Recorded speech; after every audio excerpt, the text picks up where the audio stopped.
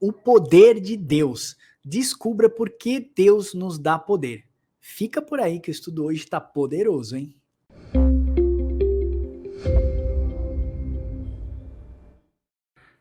Boa noite, meu nome é Adenir, sou da cidade de Nova Friburgo, estado do Rio de Janeiro, e queria fazer um convite para você estudar no Papo com Deus. Tenho certeza que se você aceitar esse convite, você terá a sua vida edificada e abençoada. Amém? Um abraço. Isso aí, irmãos. Faça como o irmão Adenir do Rio de Janeiro. Bora estudar com a gente. Se você também quiser fazer uma vinhetinha dessa aí, ó, contato@papocomdeus.com.br. Manda o seu vídeo aqui de até 15 segundos e quem sabe você pode estrear a capa aí dos nossos vídeos, né? A vinheta dos nossos vídeos, amém? Bem-vindo, Wilber. Vamos entender o que é o poder de Deus, porque Deus nos dá poder finalmente. Olá, paz de Cristo a todos. Vamos lá para esse estudo. Maravilha, vamos lá, irmão. Olha esse cara fortão aí. Na verdade, ele não tem nem músculo, hein, Uber? Olha aqui, ó. O cara é desprovido de músculo. Mas o poder de Deus. Exatamente, é o poder de Deus se aperfeiçoa na nossa fraqueza. Porque o cara parece um hamster, o cara é muito fraquinho, tadinho, entendeu? Então, o poder é espiritual, não é um poder carnal, não é carne ou sangue a nossa luta, Wilber, mas sim contra principados e potestades nas regiões celestiais. Então, vamos pegar nosso texto base, irmãos, está em 2 Timóteo 1, do 6 ao 7. Por esta razão, pois, te admoesto que reavives o dom de Deus que há em ti pela imposição das minhas mãos, porque Deus não nos tem dado espírito de covardia, mas de poder, de amor e de moderação. E hoje nós vamos falar do espírito de poder. Paulo está exortando ali Timóteo, dizendo: ô Timóteo, eu estou exortando, admoestando, te ensinando, né, para que você reavive, né, o dom de Deus que está dentro de nós, o dom de Deus de profetizar, né, de falar do evangelho de Cristo para outras pessoas. Ó, Timóteo, reaviva para você falar, para que esse dom de Deus de pregar no ministério, o evangelho, a palavra que nos foi confiada pelo Senhor Jesus Cristo, pelo poder de Deus, nós vamos entender por que a gente precisa de poder. Ô, Wilber, poder é aquilo que o pessoal faz, que a gente vê em muitas igrejas, às vezes é uma sátira, né? As pessoas criam canais no YouTube para ficar tirando sátira, aquelas pessoas que ficam rodando na igreja, falando idiomas, cai de banco, se joga. Isso é o poder de Deus, Wilber? Não, a gente acredita que não. A gente vê que o poder de Deus está relacionado com o Espírito Santo e com o poder de testemunho. Por isso que ele fala para Timóteo: Timóteo, você não tem o espírito de covardia, ou seja, seja corajoso, porque você tem o poder de Deus para você falar das coisas de Deus. Maravilha. E é por isso que as pessoas buscam poder, ó. Nessa última década, a busca pelo poder de Deus tem sido um tema de conferências, encontros. Eu mesmo já participei de várias conferências e encontros que falavam sobre o poder de Deus. Chegamos a ver um movimento mundial que enchia estádios. Não sei se você lembra disso, Wilber. Eles enchiam estádio e procuravam o grande avivamento de Deus. Mas, assim, por que a busca desse poder? Qual a real razão desse avivamento? Então, eu até coloco no segundo tópico aqui, ó, que eles querem o certo, mas para a prática errada. E aí eu não quero nivelar todo mundo por baixo, tá, irmãos? Então, assim, eu quero dizer que nós respeitamos todas as igrejas, todos os irmãos, movimentos pentecostais, etc. Nós acreditamos que muitas pessoas querem poder, né, ou poder na expressão da palavra para objetos errados. Então, ó, ministros de igrejas oram por poder, como em Atos 2, né, para receber aquele poder do alto, mas para uma aplicação errada. Muitas pessoas querem falar em línguas, mas para que, irmãos? Eu digo para você, para que você quer falar em língua verdadeiramente? Porque se o dom de língua edifica a si mesmo, você não edifica o outro. E Deus me fez para edificar a sua vida, e é esse o trabalho do Papo com Deus, edificar a sua vida. E você está recebendo esse alimento que é para você edificar a outros. Então, para que você quer poder de Deus para falar em línguas, para edificar a si mesmo? Então precisamos entender isso. Muitas pessoas querem um dom também, Hilber, eu vejo por aí, pastores querem dom de cura e oram por o dom de cura. Mas para quê? Para que os seus templos sejam cheios e tudo? Como eu disse, não quero nivelar todos por baixo, mas muitas vezes me parece que as pessoas querem mais o espetáculo gospel do que verdadeiramente servir a igreja de Cristo. Eu tenho orado para que Deus me dê dons, fora o dom do ministério da palavra, que Deus me dê dons de cura, dons para que eu possa orar e abençoar outras vidas. Mas veja, eu não tenho igreja, o meu objetivo é edificar a igreja de Cristo. Eu não quero ter um dom para lotar os meus templos, parecer um João de Deus aí, né, Uber? As pessoas correm atrás da pessoa porque a pessoa cura, ela tem um poder para isso. Nós vamos falar sobre isso, tá? Por que Jesus curava as pessoas? Finalmente, para que Jesus curava? Por que os discípulos curavam as pessoas? Mas, Hilber, tá certo essa questão das pessoas procurarem os templos para ser curadas pelo Senhor? E, enfim, é o que todo mundo fala. As pessoas querem a bênção, mas não querem o dono da bênção. Por isso que eu falo, muitas vezes elas querem a coisa certa, mas para motivos errados. Tá certo isso, Hilber? Exatamente. Então a gente percebe, Max, como você falou, que eles querem motivo, eles querem poder pelo poder, que é uma coisa boa, uma coisa certa, poder de Deus, mas pelo motivo errado. E a gente também tem que entender que nós temos problemas, nós não somos perfeitos, e às vezes a gente quer ir para uma igreja para buscar essa perfeição. Então a gente está indo lá para buscar uma cura, mas a gente tem que estar lá primeiramente por Deus, primeiramente para servir o Senhor e ter uma mudança de vida, e o que vier através disso é uma consequência da soberania e da ação divina. Então, eu não acharia legal você ir para a casa do Senhor para buscar exclusivamente isso. Tanto o poder, ou como uma cura, ou como um milagre. Não que Deus não faça, mas eu acho que o seu coração tem que estar voltado primeiro a Ele. Senhor, eu vou te servir independente do que você fazer na minha vida. Daquilo que Deus fizer ou não fizer, né? Eu tava conversando com o irmão esse final de semana e falei, puxa vida, minha avó tá internada, tá no estado grave, ela tá assim, então minha avó é tão piedosa, eu não sei por que minha avó tá passando por isso. E o irmão só falou essa frase para mim, o irmão Jota, conhece o irmão Jota, né? Inclusive é uma grande bênção, depois siga o canal do irmão Jota. Ele pegou e disse o seguinte para mim, ele falou, olha só, Deus manda chuva para justos e injustos, o Senhor fará o bem para sua avó, e manda o bem sobre justos e injustos, também a sua avó não receberá o mal.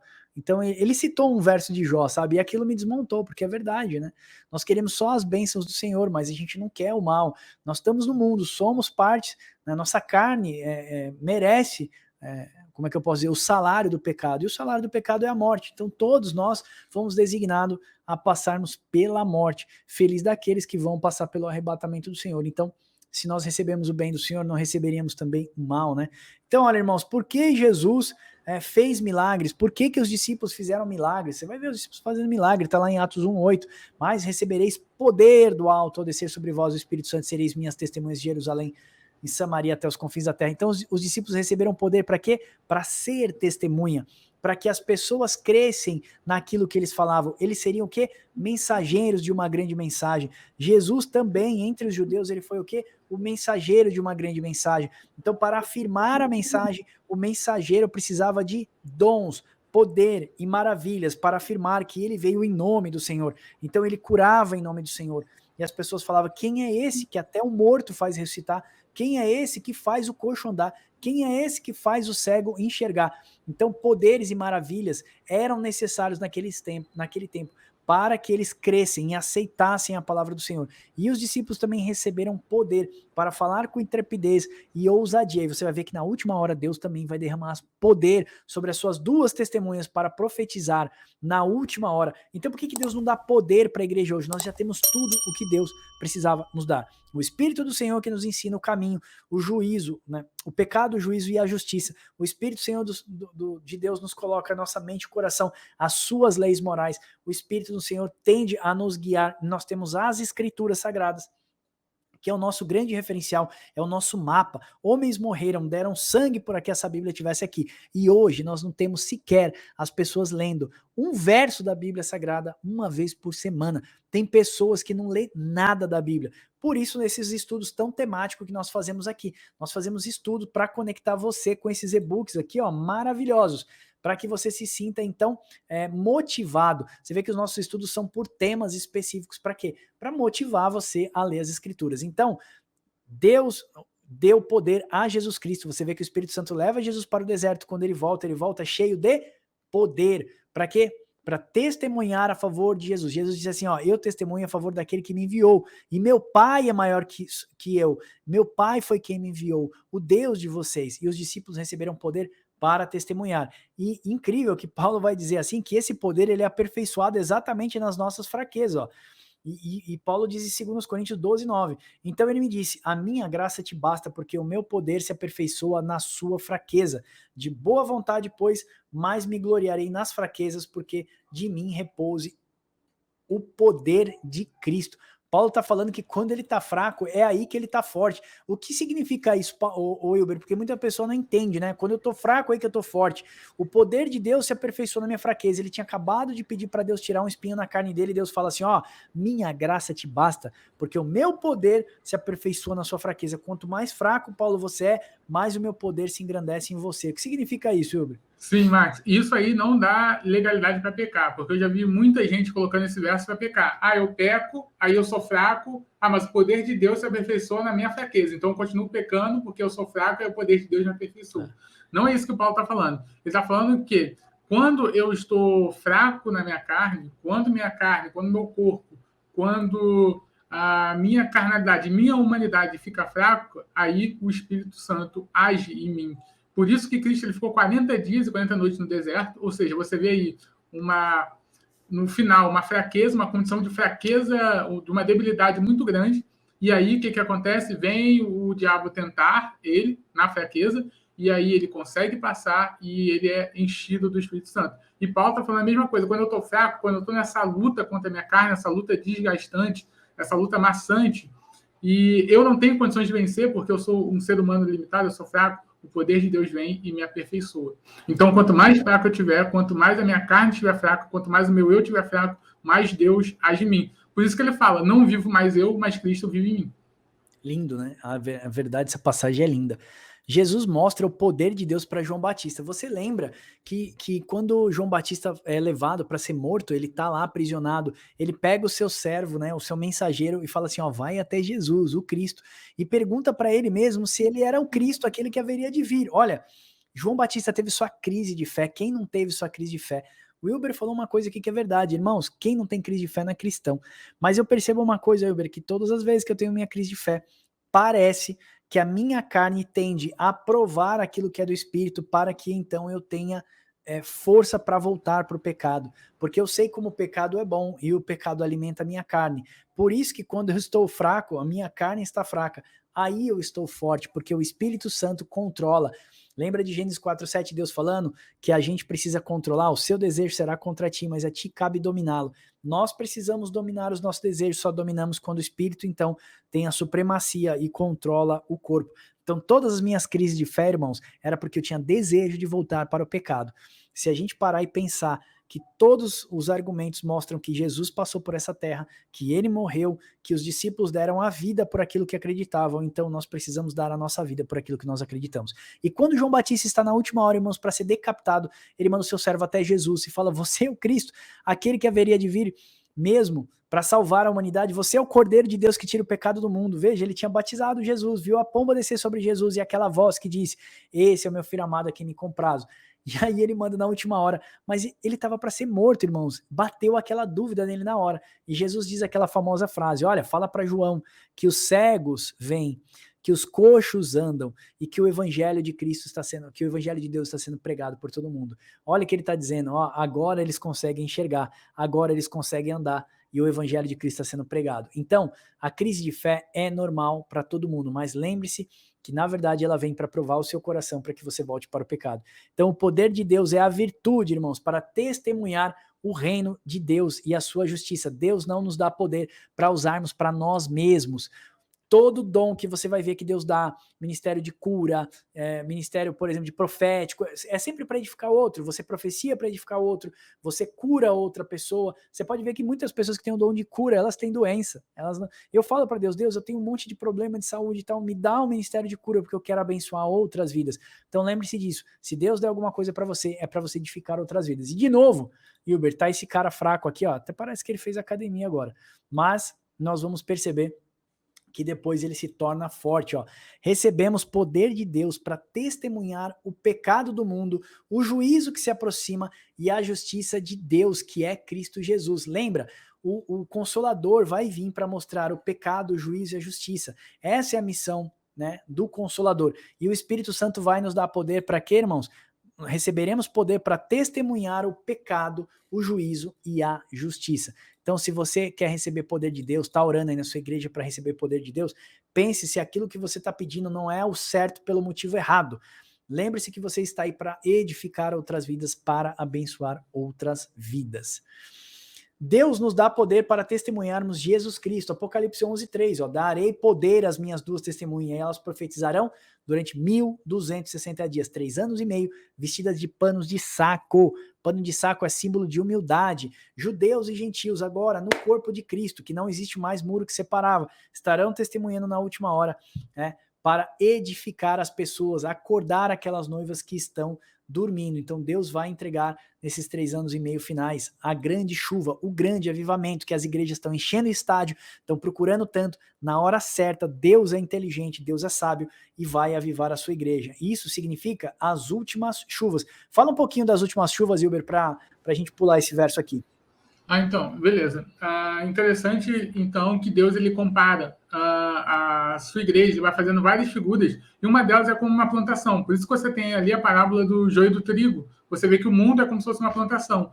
E para ter plantação é necessário ter o quê? Chuvas. Então, Jesus fez cair a primeira chuva lá em Atos, ou seja, o primeiro derramar do Espírito, derramar do poder, e vai fazer cair uma última chuva, que é a chuva da colheita, que é a chuva do arrebatamento das primícias, no final. Então, nós temos 2 chuvas, e essas 2 chuvas são eventos proféticos, são os 2 derramar do Espírito Santo. Ok? Então, você tem a serôdia e a temporã, uma chuva em Atos, um derramar de poder em Atos e um derramar de poder em Apocalipse, e os 2 com o mesmo objetivo. O que aquela igreja precisava? Testemunhar sobre o Messias que morreu e ressuscitou. O que a igreja do último tempo vai precisar, lá em Apocalipse? Testemunhar do Messias que morreu e que ressuscitou e agora está voltando.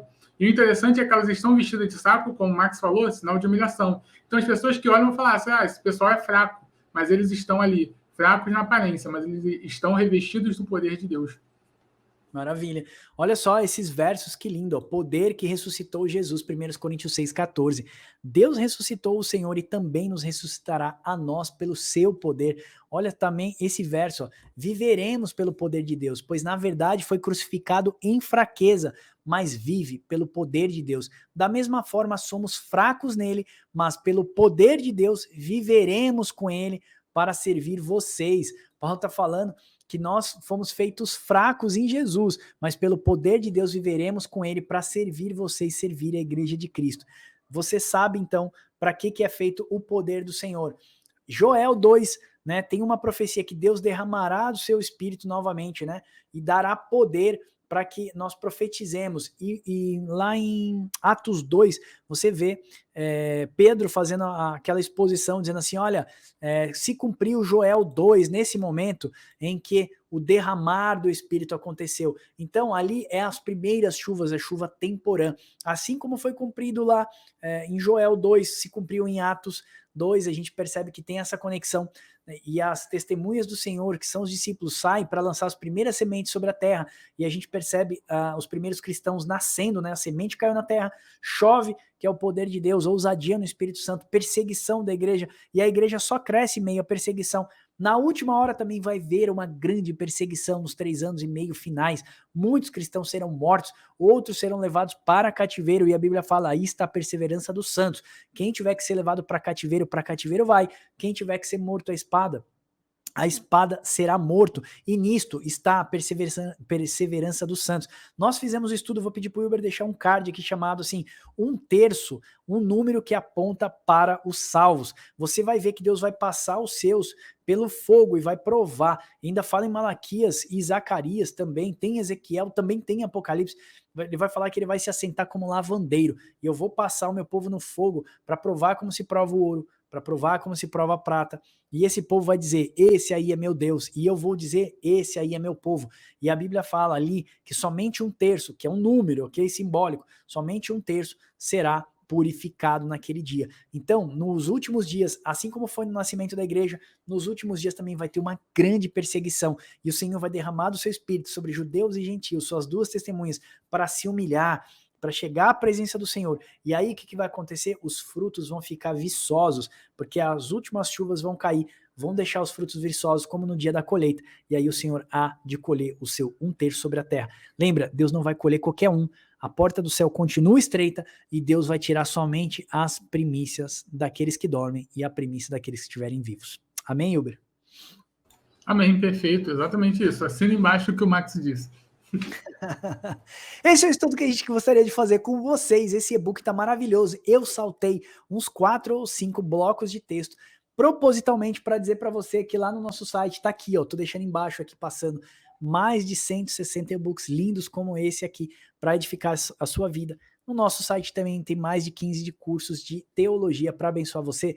E lembre-se, irmãos, todo o nosso trabalho é gratuito. O Papo com Deus não é uma igreja. O Papo com Deus é um movimento evangelístico que visa servir a igreja de Cristo e edificar o povo santo, edificar você, que é a morada do Pai na eternidade. Amém? Se você está gostando do nosso trabalho, pega esse link, manda para outras pessoas, convide outras pessoas a se inscrever aqui no canal, nos abençoa também. Se você quiser se tornar um gerente do Papo com Deus, olha, nosso conteúdo hoje está viajando para Angola, Moçambique, Portugal, Brasil, mas nós queremos entrar no Canadá, onde o custo por clique é muito caro.